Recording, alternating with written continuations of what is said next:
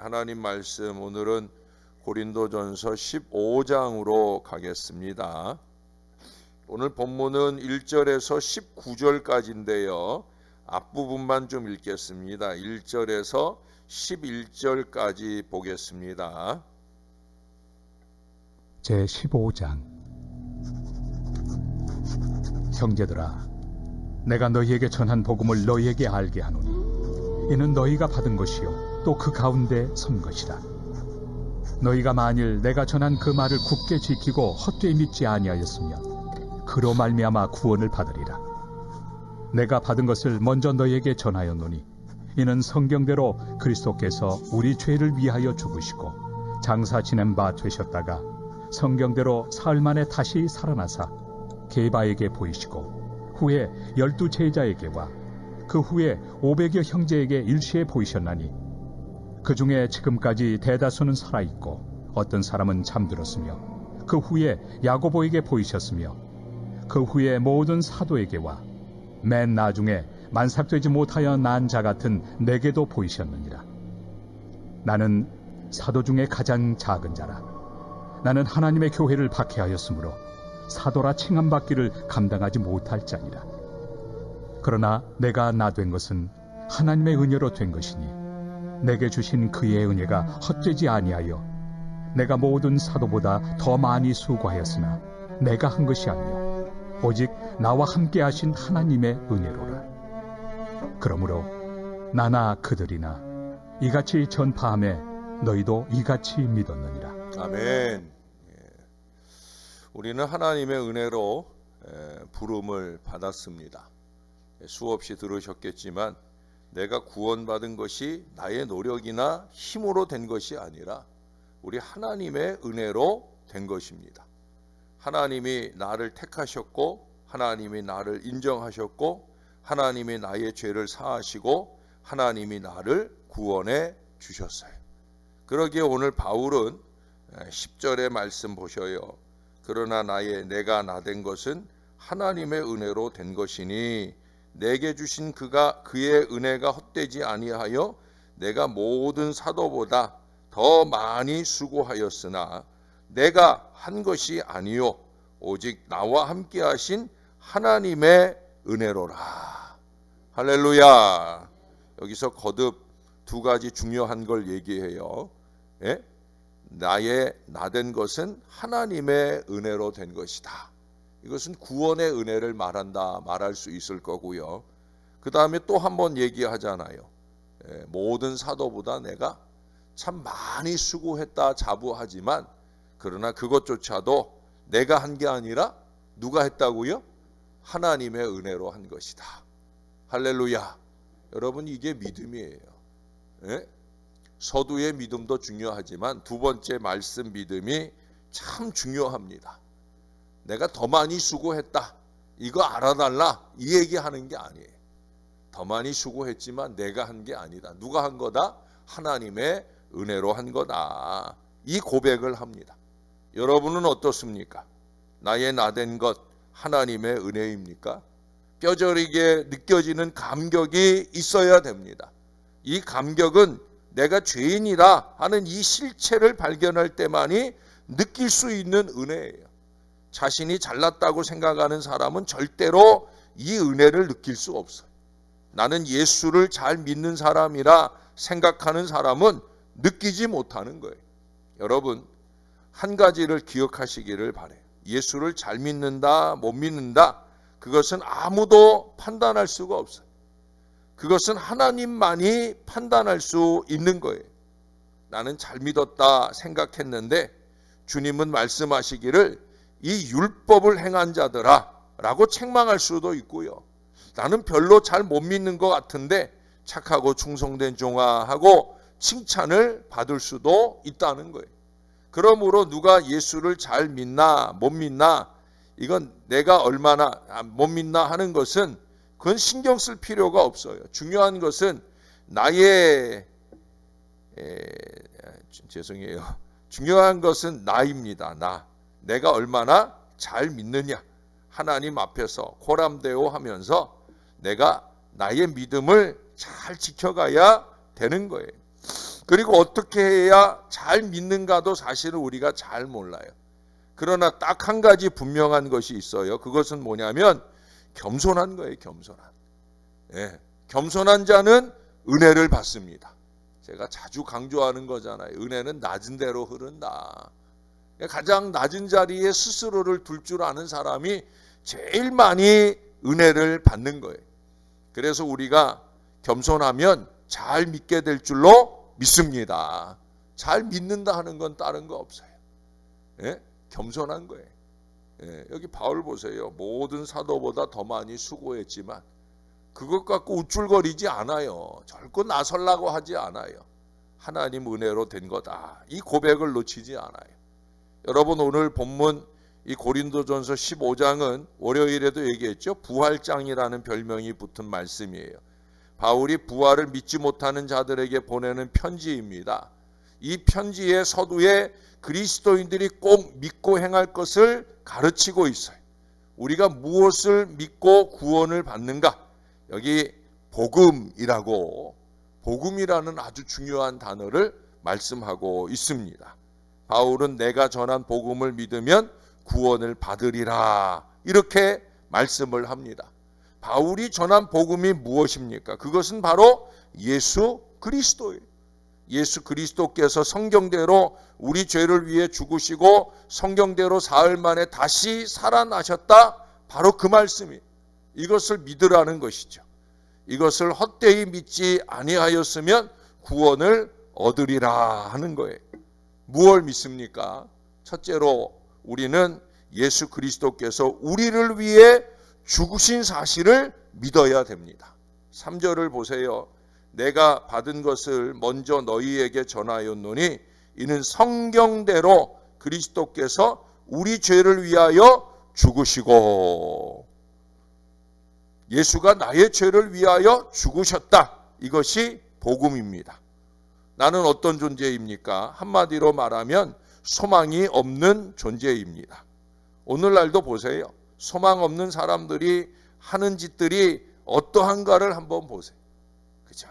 먹고 마시고 방탕하고 도둑질하고. 그러니까 여기 뭐 선거에 대한 얘기도 쓰곤 했는데 날씨도 추운데 오셨는데 긴 말할 게 없어요. 예? 우리가 다 마찬가지. 너나 없이 우리 모두가 다 죄인입니다. 죄에서 자유로운 사람이 누구입니까? 아무도 없어요. 너나 할 것 없이 다 죄인입니다. 우리는 구원받아야 할 존재들입니다. 죄의 싹은 사망입니다. 이 사망은 단순히 육체의 죽음을 말하는 것이 아니라 완전한 죽음, 육체도 죽고 영혼도 죽어버리는 죽음, 완전히 끝장나버리는 그런 죽음을 말하는 거예요. 그래서 죄가 무서운 거예요. 우리는 암이라고 하는 병을 무서워합니다마는 암보다 10배, 20배 더 무서운 것이 뭐냐? 죄라는 얘기. 이 죄에서 어떻게 구원을 받습니까? 인간의 힘으로는 불가능한 얘기예요. 환자가 병원에 가야 치료를 받잖아요. 이가 아프면 뭐 치과에 가고, 눈이 아프면 안과에 가고, 뭐 애가 아프면 소아과에 가고. 근데 영혼이 아프면 어딜 가요? 영혼이 아프면 이 세상에 갈 수 있는 병원은 없어요. 이 세상에 영혼을 치료하는 의사는 딱 한 분, 우리 하나님, 우리 예수님밖에 없는 줄로 믿습니다. 예수 그리스도가 나를 위해 죽으셨어요. 하나님의 은혜 받은 자는 이 사실을 철저히 믿는 거예요. 여기에 바로 구원이 있어요. 두 번째 믿어야 할 것은 뭐예요? 예수님께서 죽음을 이기시고 다시 살아나셨다 하는 거예요.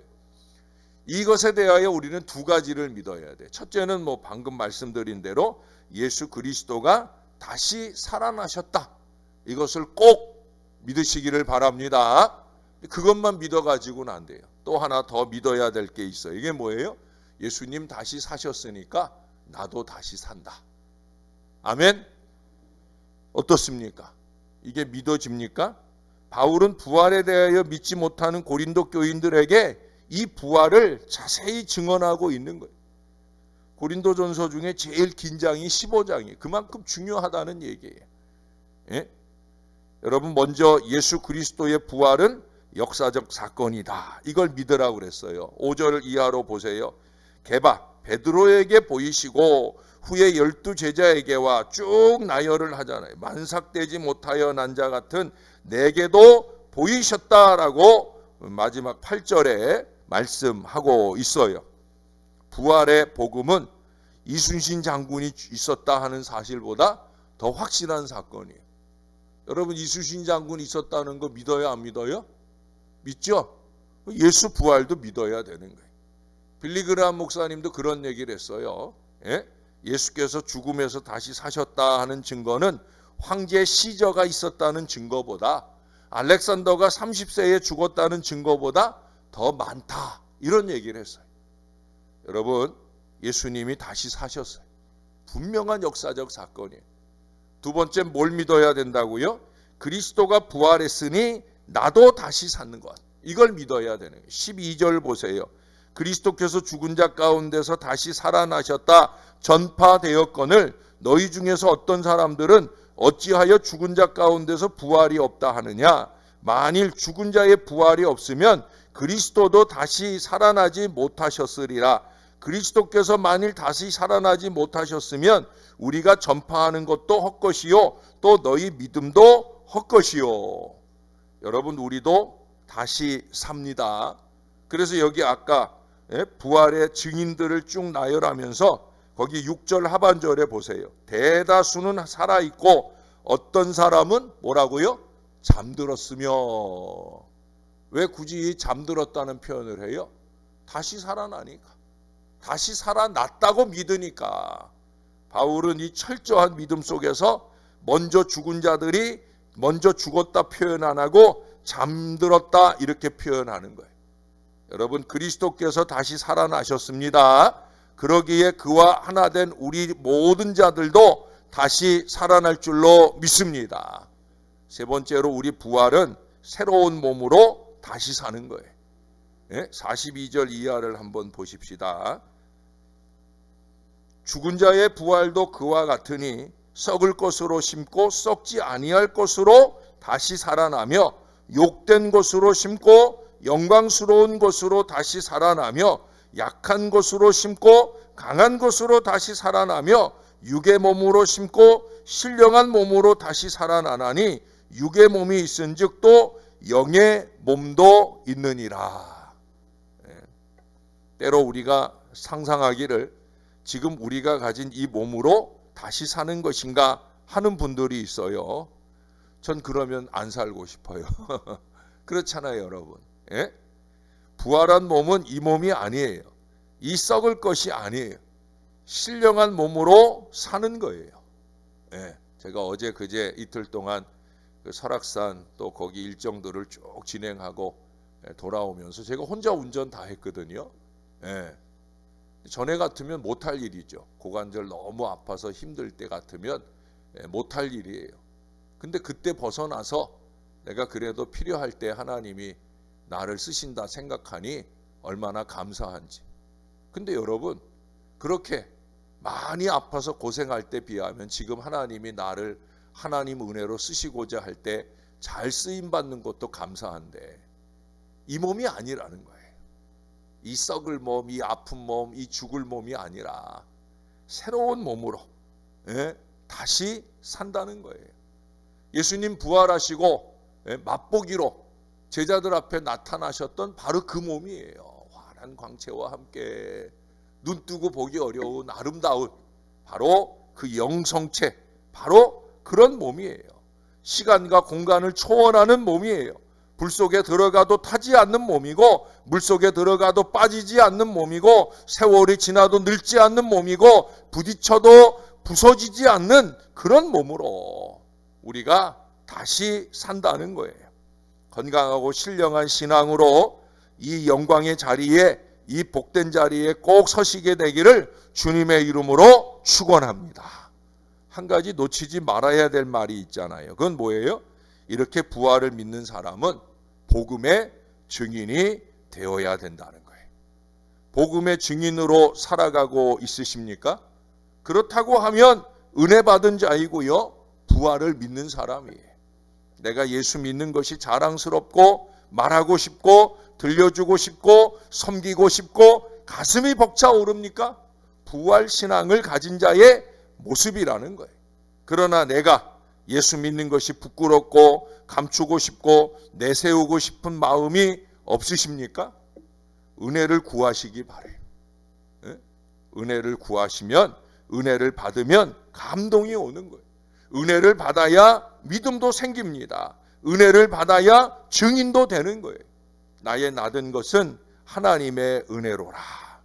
여러분, 우리들 안에 이 부활 생명, 이 은혜의 고백이 넘칠 수 있게 되기를 바랍니다.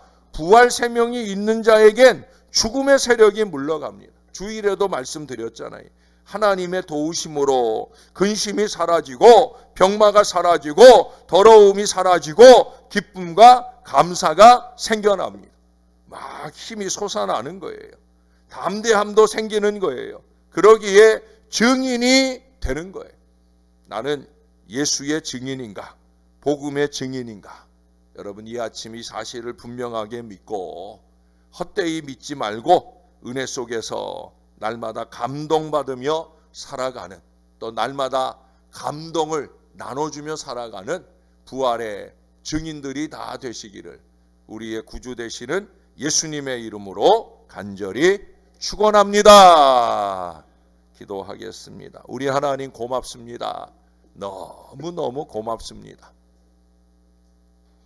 외국 사람들이 우리나라에 오면 제일 먼저 배우고 싶어 하는 단어가 감사합니다인 것을 늘 깨닫게 됩니다. 근본에도 마찬가지였습니다. 하나님, 우리도 천국의 백성이 되었사오니 천국의 으뜸 언어인 감사합니다. 고맙습니다. 우리 하나님의 은혜를 고백하는 이 단어를, 또한 서로에게 섬겨준 은혜를 고백하는 이 단어를 놓치지 않고 살게 하여 주시옵소서.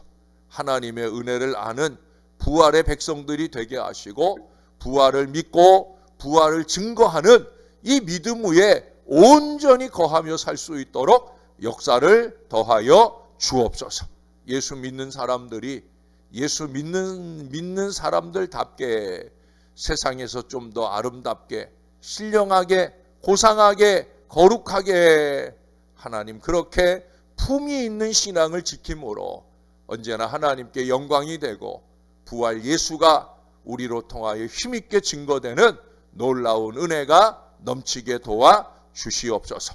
교회 안에서도 새지 말게 하시고 세상에 나가서는 복음 외에는 새지 않는 이 믿음의 사람들 꼭 되게 도와 주옵소서. 우리 박민자 권사님 어머니 잘 퇴원하셔서 비록 요양병원으로 가셨지만 그래도 많이 회복되어 가시게 하심을 감사를 드립니다. 하나님, 이제 요양병원에서의 외롭고 힘겨운 싸움이 시작이 될 터인데 주님이 꼭 붙들어 주시고 외롭지 않게 하시고 예수 믿음으로 힘낼 수 있게 도와 주시옵소서. 지금도 요양병원에 계신 우리 어머니, 우리 아버지들이 많습니다. 우리 어르신들을 꼭 붙들어 주시고 주의 은혜 중에 살게 하여 주옵소서. 믿음의 고백 놓치지 않는 어르신들이 꼭 되게 도와 주옵소서. 우리 교회 안에 신앙하는 어르신들은 절대 주님이 부르시는 그날까지 이와 같은 곳에 가지 않게 하시고 우리가 함께 예배하고 영광 돌리다 주의 부름 받을 수 있는 이 신실한 믿음 되도록 우리를 도와 주시옵소서. 김선옥 권사님 잘 회복되고 있습니다. 이제 남은 무릎 수술 진행해야 되는데 빨리 수술 받을 수 있게 하시고 빨리 회복되어서 건강하게 우리 앞으로 돌아오게 하시옵소서. 감사합니다. 예수님 이름으로 기도합니다. 아멘.